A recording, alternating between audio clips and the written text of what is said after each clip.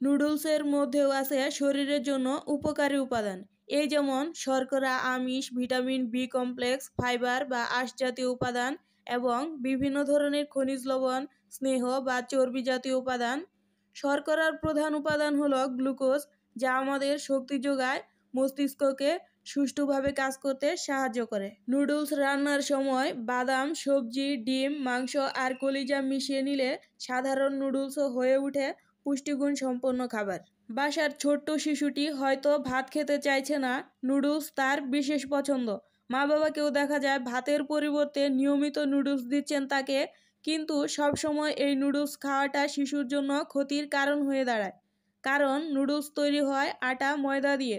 এসব উপকরণে প্রচুর পরিমাণে কার্বোহাইড্রেট থাকে, যা শিশুর ওজন বাড়াতে সাহায্য করে। এছাড়া নুডলসে বিশেষ এক ধরনের প্রিজারভেটিভ দেওয়া থাকে, যে কারণে প্রতিদিন নুডলস খেলে শিশুর স্বাস্থ্যে ক্ষতিকর প্রভাব ফেলতে পারে। 6 মাসের পর যেসব শিশু ভাত ও সবজি চিবিয়ে খেতে পারে তাদের নুডলস দেওয়া যাবে, তবে প্রতিদিন নয়। যেসব শিশুর কোষ্ঠকাঠিন্যের সমস্যা আছে অথচ সবজি খেতে চায় না, তাদের জন্য সবজি দিয়ে নুডলস রান্না করা যেতে পারে। নুডলসের ফাইবার জাতীয় উপাদান শুধু ছোট নয়, বড়দেরও দীর্ঘ সময় পেট ভর্তি রাখতে সাহায্য করে। তবে নুডলসের মধ্যে টেস্টিং সল্ট ব্যবহার না করাই ভালো।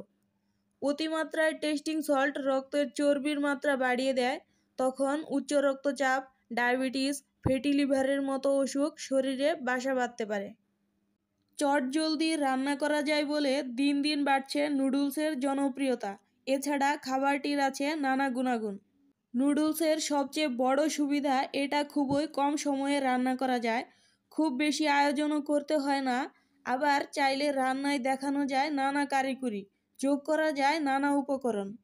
এসব মিলিয়ে দিন দিন ভীষণ জনপ্রিয় হয়ে উঠছে এই খাবার। তাই অতিথি আপ্যায়ন থেকে শুরু করে সন্ধ্যাকালীন নাস্তা জায়গা করে নিচ্ছে সর্বত্রই। এমনকি অনেক বাড়িতে এই খাবার যোগ হচ্ছে সকালের নাস্তার মেনুতেও। নুডলস সাধারণত গরম পানিতে সিদ্ধ করে খাওয়া হয়, তবে অনেকে হালকা বা কড়া করে ভেজেও খেতে পছন্দ করেন। সেভাবে খেতে মজা লাগলেও সিদ্ধ করে খাওয়াটাই অধিক স্বাস্থ্যসম্মত পদ্ধতি। কারণ নুডলস উচ্চ প্রোটিনযুক্ত ও খাদ্য আর সমৃদ্ধ খাবার।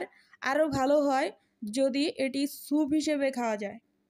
অবশ্য নুডলসের গুণাগুণ অনেকটাই নির্ভর করে সেটা কী দিয়ে বানানো তার উপর। সেগুলোর ভিত্তিতেই নুডলস নানা রকম হয়ে থাকে, যেমন ময়দার নুডলস, সুজির নুডলস, চালের নুডলস ইত্যাদি। বলা হয় চালের নুডলসে ক্যালোরির পরিমাণ সবচেয়ে কম থাকে।